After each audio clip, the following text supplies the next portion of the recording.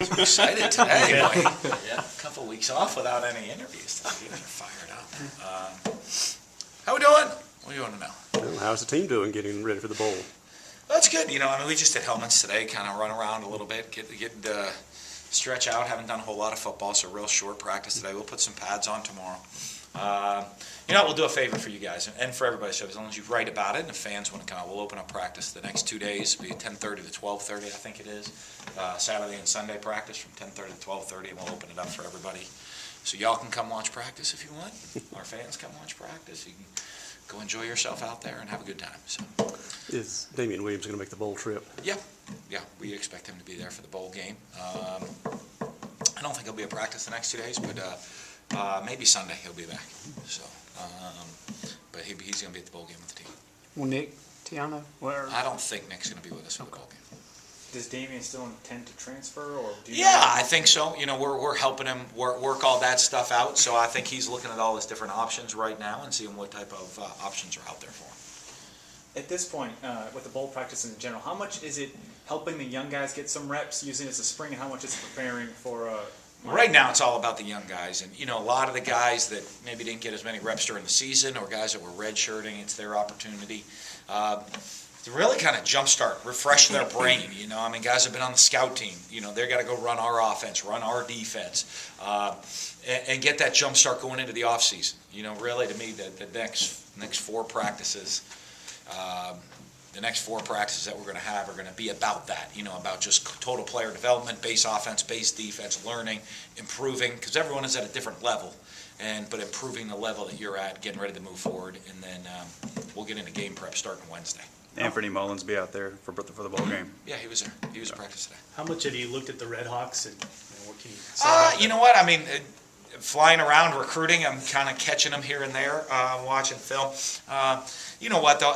You look at them as a team, much different team. Obviously, the second half of the season, the first half of the season. Not that they weren't one of the top defenses in the MAC conference, and so when you look at that defensively, but their quarterback comes back for the second half of the season.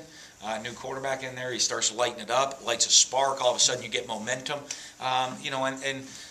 They tied for the Eastern Division in the MAC and championship. So a much different team at the back end of the season than they were at the beginning of the season, and just how they're playing, the confidence they play with, and how to win games. So it's going to be a great challenge for us. A team that's I think they were joking yesterday, like hottest team in the country, but I think they are in a 6-game winning streak. When you go 0-6, your back's to the wall. You go win 6 in a row. You are that team. Do you feel like getting rewarded with a bowl trip was like the football gods' way of evening out some of those brutal early losses? No, you know what? I think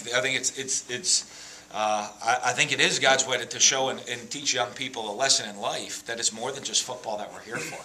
We're going to go into a bowl game because of academics, because of the work that our guys have done. We're going to go to a bowl game because I think we have 17 guys graduate today. And the work that they do in the classroom beyond just the football field, becoming champions in life, which our program's all about. So I think it's one of the great lessons that guys in our program will learn during their whole career here. That it was academics, it was off the field that got them rewarded with this trip this year. You mentioned those graduates. What does it mean to you when you see guys finish their degrees? It's always something I'm so proud of. I know they came here, they all love football. So when we go play football, I know you're getting everyone's best, but to see these guys, a lot of times it's guys, first person in their family to ever graduate, guys maybe never thought they could, or people always questioned it, and to see it, and to see the guys that are out there. All the guys that are graduating are players, not just, a guy that maybe doesn't play much. All our guys that were the players, were the leaders, were the guys that made everything happen on the field. Also the guys graduating today and making it happen off the field. Dan, what is the surrounding now, the excitement for you and for the team and for the fans to be in the 7th straight bowl game? Well, I think it's huge. Like I said, we're got used to it here now, and I think our fans have gotten used to it, and everybody's getting used to it. And when I came here 8 years ago, probably 8 years ago, just about tomorrow, right? I think it was 8 years ago tomorrow. We wanted to change the program. And what it was, and build a successful program and going to 7 straight bowl games. That's the type of program we envisioned building when I came here. Any experimentation with positions this bowl practice, we move some guys around? Haven't yet. We've talked about it a little bit as a staff, something I might think about doing, but we haven't yet, of moved guys around. If we do, I mean, you might see it tomorrow. We might try to move a guy here or there and see what they do, different spots, but I'm trying to think, because I don't want to throw y'all off if you guys get out there all confused.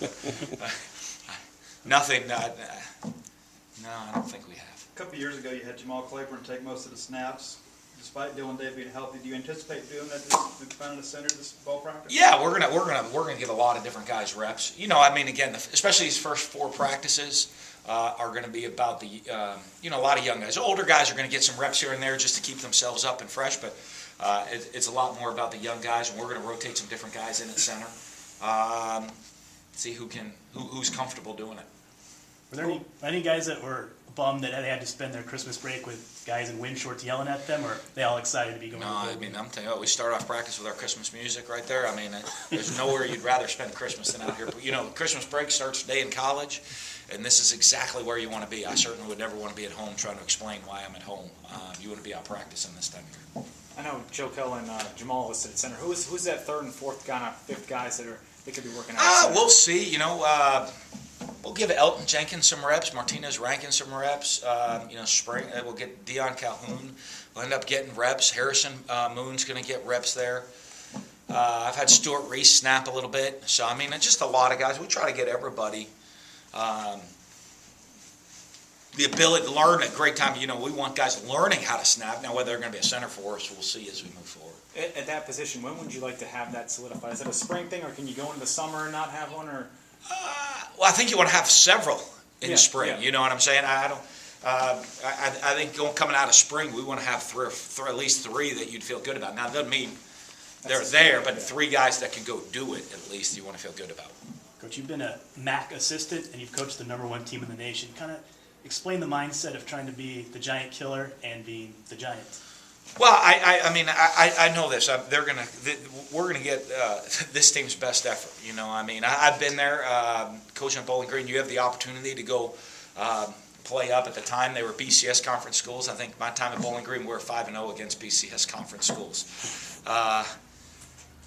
Had a good boss, though. He was. Yeah, we do. Yeah, he did okay. We had a lot of good assistants. But I mean, we've been there before, and and so I know the opportunity these guys feel, the excitement that they feel, and especially being a team that's on a hot streak. I mean, we're gonna get Miami's best effort. it's the off season, which means your name's thrown around all over the place. At this point, is it flattering? Is it annoying? What kind of emotions is it as a coach when? It's really nothing now. I guess at first it was flattering, then it got annoying. Now it's just nothing. It is what it is. Here's the thing. I bet early on, everyone's like, I wonder if he's going to be there. Then in the middle, you're like, he's definitely not going to be there. Now, I think y'all just assume I'm still going to be here. So, It's kind of true. I don't know. For some people, that's probably a good thing. Others are like, this guy's still here. Some are like, great. Some are like, man, I thought this was the year we're getting rid of him. But you know what? It is what it is, and I think everybody now. I mean, I love being here. We've built this program. I mean, when you get the opportunity to build a program, how you want to build it. Whether it be facilities, with the personnel, with the people that you have. I mean, my kids are born here. I mean, that's all they know. My son's. I don't know what he would do. I mean, he loves it here. He told me that he saw Clemson's. We got to build a mini golf course here because Clemson's got a mini golf course in their facility. So he's like, Dad, they got a mini golf course in their facility. We really got to pick it up. So,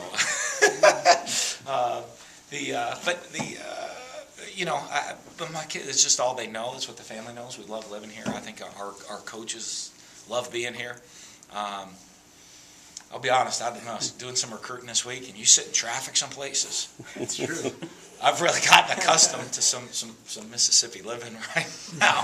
When I sat there and you gotta go 8 miles and it takes you an hour and 15 minutes to go 8 miles, I'm like, I could run that fast. Between the recruiting, Literally. between the recruiting trips, you get a chance to talk to Coach Cohen about about the contract status. I have not sat down with them. I know that, I think they're working on it. You know, I know they're working on it and, back and forth, but I have not got to speak to him about it, because, he was worried too. We just hired a soccer coach, I saw, so that's exciting. And, you know, I mean, I've been all over the place. So I'm gonna be very happy to sleep in my own bed tonight. I know that. Is that something you'd contact? I mean, Scott was kind of used to the rumors and whatnot. John being the first year in the AD, do you say, hey, I'm still here, you know, that happens every year, or do you talk Well, I to think him he's about the been here, rumors? so it's Sure, not like, yeah. you know, so I think Yeah. he's seen it through the years too, so.